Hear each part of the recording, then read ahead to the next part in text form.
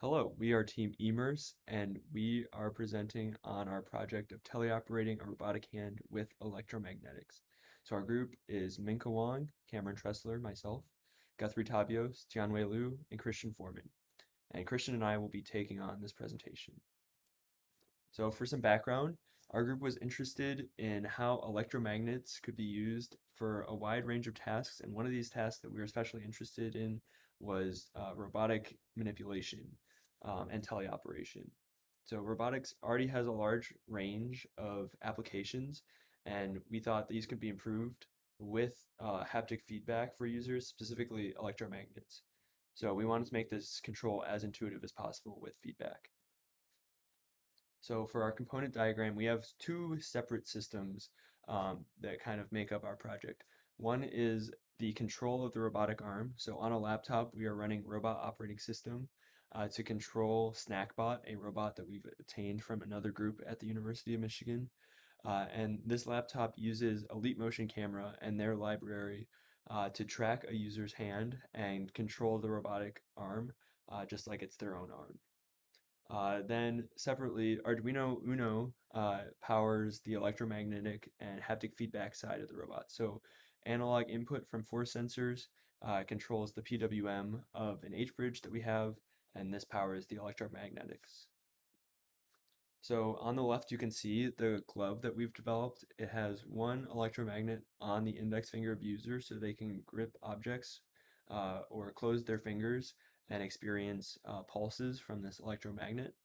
We also have hand tracking that you can see from Leap Motion and their library, and we collect data from that, write it to a file, and then read that file to control the robotic arm that you can see on the right.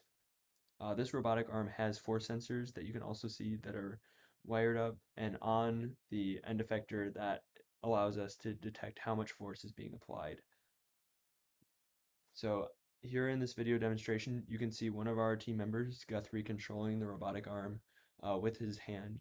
There is still some latency and things to improve, but overall he's able to move his arm around like it's the real robotic arm and grasp that object, that paper cube that we have in front of him, and then pick it up and move it around. So now I'll hand it off to Christian to talk about our user study. All right, so for our user study, we aim to test 8 different users. We had them sit in a place like this on the left, and they would have their arm with the glove on above the Leap Motion camera, and they'd be viewing a camera feed of the Snackbot, so they couldn't have their like actual depth view. It's like in a teleoperated manner. So the Snackbot's on this side, they're controlling it here, looking through that. Um, we had the users do this for 3 minutes, moving paper cubes back and forth. And then we did this with and without the haptic glove on to see if there's any difference in performance. So for what we measured the crushness of the paper cubes that they moved and also the amount they moved. So here on the left, you can see a scale of what our crushness metric looked like. And then we can see without feedback on the left and with feedback on the right. And you can see there's really not much of a statistical difference between the two. Um, However, we did get a lot of positive feedback for our system. So the main positive feedback we got was with the actual haptics they felt on their hand.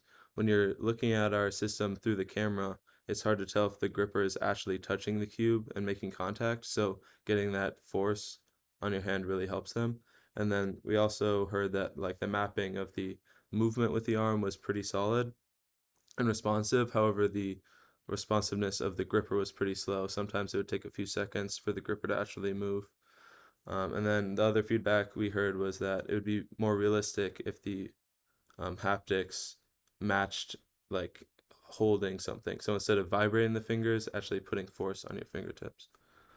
So as for future improvements, like I said, improving the latency of the gripper is probably the most important thing, um, as well as making that more lifelike sensation with the force on the tips of your fingers. And then lastly, doing the third dimension of movement, because right now we only had the z-axis and the x-axis.